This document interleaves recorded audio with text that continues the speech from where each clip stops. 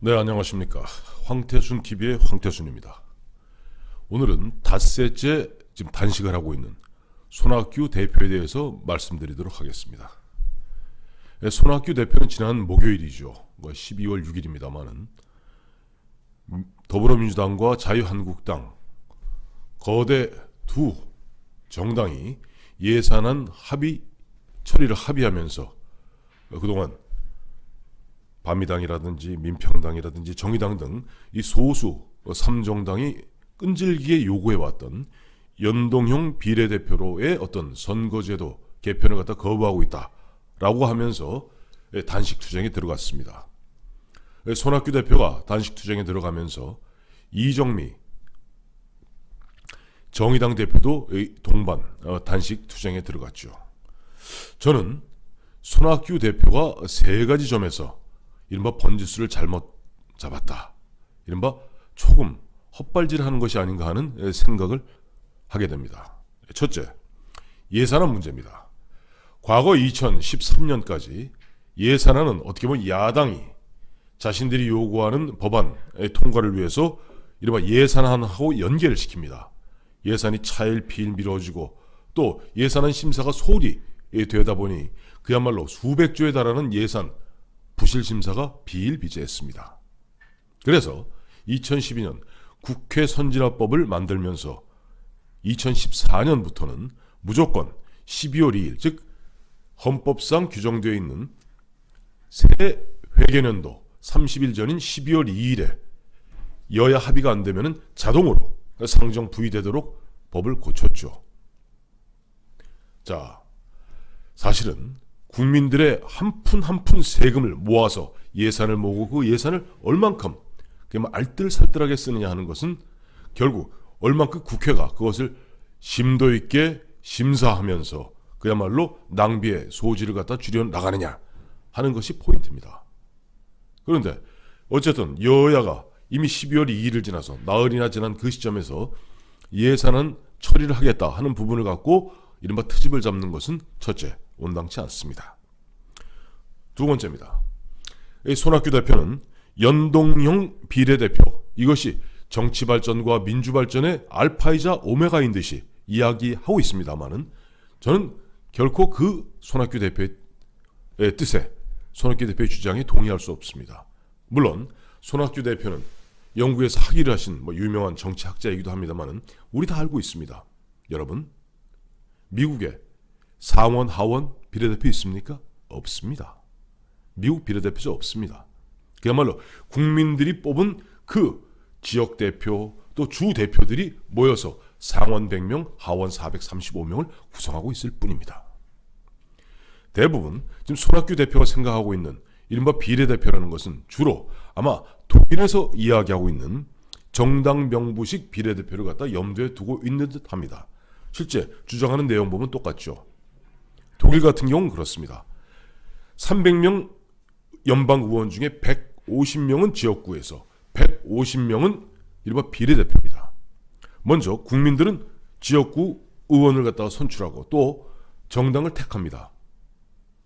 그러면 정당이 예를 들어 300 전체 300의석 중에서 예를 들어 기사당이 40%의 정당 득표를 했다면 4, 3, 12, 120석을 먼저 쿼터를 정해줍니다. 그리고 그 쿼터 안에서 지역구에서 예를 들어서 80명이 당선되었다면 40명이 남죠. 그 40명을 갖다 비례대표 정당 명부의 1번부터 40번까지를 갖다 연방 의원으로 선출하는 제도가 바로 독일식 비례대표제, 즉 정당 명부식 비례대표제. 또 손학규 대표가 사실 주장하고 단식의 어떤 근거로 삼고 있는 연동형 비례대표제입니다. 그런데 우리 국민들에게 여기에 두 가지 문제점이 있음을 말씀드리지 않을 수가 없습니다. 첫 번째는 소수 정당의 난립입니다. 자, 보세요. 하다못해 멀리 볼 거 없어요. 대한민국에서도 2012년 총선 때 우리나라도 2004년부터 정당 명부해서 전체 300명 의석 중에서 대략 한 50명 정도를 비례대표로 뽑습니다만은 그 당시 통합진보당 같은 경우 나름대로 정당 득표율이 거의 한 7, 8% 됩니다. 그러다 보니까 지역구에서는 2명 뽑혔는데 비례대표에서 8명, 들어가다 보니까 이석기 같은 사람이 슬그머니 또 북한에 가서 자기 아이를 출산했던 황선 씨 같은 경우 슬그머니 비례대표의 순번을 타고 들어옵니다. 비례대표 누가 정합니까? 국민이 정합니까? 아닙니다. 어느 당이나 그 당에 이른바 힘센 사람, 그 당에 힘센 권력자들이 정하고 자 당만 보고 찍어라. 저는 이 대목에서 오히려 정당 명부식 비례대표제는 우리나라 같은 경우는 자칫하면 과거 이른바 13대, 14대, 15대 이른바 돈전자 전국구로 전락할 가능성이 굉장히 크다고 봅니다. 오히려 반민주적이죠.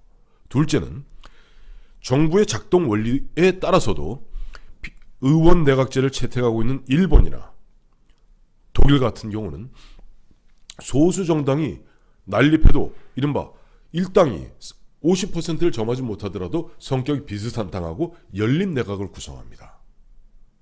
하지만 그 의원 내각제 같은 경우는 내각의 구성원은 곧 국회의원입니다. 즉 입법부와 행정부를 갖다가 융합시키는 형태가 의원 내각제입니다. 하지만 대한민국같이 또 미국같이 대통령 중심제를 택한 나라에서는 기본적으로 행정부하고 입법부는 대립하고 서로 견제하도록 만들어야 됩니다. 여기서 만약에 정당이 난립되고 소수 정당이 난립되면 득보는 건요 대통령밖에 없습니다. 대통령 독주로 흐릅니다. 뭐 그런 대목에서 실제 지금 손학규 대표가 정치학자로서 막연하게 갖고 있는 뭐 의원 내각제 형태의 의원 내각제에서 주로 쓰고 있는 비례대표제를 갖다가 자 이거 채택 안 하면 우리 반민주다 역사적 퇴행이다 라고 하면서 단식하는 것 저는 온당치 않다고 봅니다. 세 번째입니다.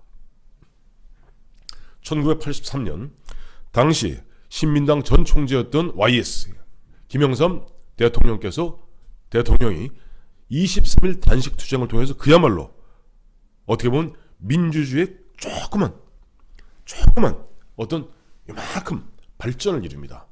그 당시에 김영삼 총재의 단식 투쟁을 당시 엄혹한 분위기에서는 뭐라고 얘기했냐니까 재야 인사의 식사 문제라고 이야기했을 정도로 모든 언로가 막히고 그야말로 권위주의적인 정부가 모든 것을 갖다 틀어주고 탄압하고 있을 때였습니다. 그럴 때 YS 같은 경우는 자신의 목숨을 걸지 않고는 뭔가 돌파구를 마련할 수 없었기 때문입니다. 지금 어떻습니까? 그렇지 않습니다. 지금 얼마든지 많은 이야기, 국회에서 그야말로 심지어는 현직 대통령을 갖다가 이렇게 저렇게 조롱해도 누구도 트집 잡을 수 없고 누구도 억제할 수 없는 그런 그야말로 자유와 민주가 지나칠 정도의 이런 분위기에서 갑자기 뜬금없이 목숨을 건 단식 투쟁한다는 것은 그야말로 국민들에게 정치적 냉소, 정치적 어떤 불신감만 더 키울 뿐이라고 생각합니다. 자, 손학규 대표님, 이제 단식을 그만 중단하세요. 예전에 한나라당의 최명렬 대표가 대북 송금 특검 그 이후에 있었던 이른바 노무현 대통령 측근 비리 특검에 대해서 노무현 대통령이 거부권 행사하자 단식 투쟁한 적이 있습니다. 그때 김영삼 전 대통령이 격려 방문을 했죠. 그때 이런 말씀을 했습니다. 최 대표, 이미 네 뜻은 다 이루었다. 그만두어라. 나도 23일 단식해보니 가로열고 준비 없이 단식해보니죠. 단식해보니 일주일 정도 되니까 숙변에 있어서 너무 아프더라. 그래서 엉엉 울었다. 라고 이야기하면서 그 유명한 말씀을 합니다. 굶으면 죽는 게 확실하다. 자, 손학규 대표님, 이런저런 사정을 따져봐도 이제 이쯤에서 단식을 그만두는 것이 오히려 국민들의 마음을 편하게 하는 것이라 생각합니다. 오늘 황태수 TV 손학규 대표, 굶으면 죽는 것이 확실하다. 단식 그만두어라. 이만 줄이도록 하겠습니다. 감사합니다.